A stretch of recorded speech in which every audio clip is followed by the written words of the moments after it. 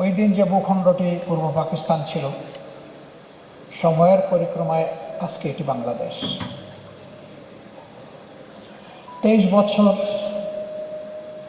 পাকিস্তানের একটি প্রদেশ হিসেবে আমরা একসাথে চলেছি। সেই সময়টা যারা পশ্চিম পাকিস্তানে ছিলেন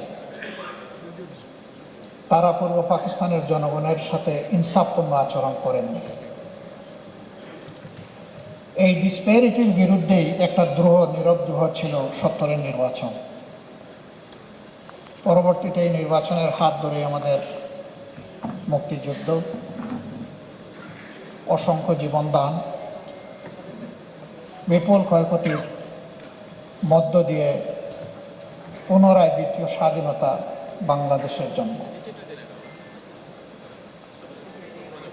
এখানে লক্ষণীয় বিষয়,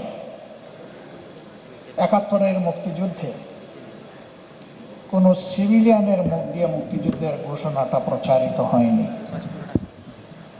হয়েছে আপনাদের মুখ দিয়ে। আপনাদেরকে সেলিউট।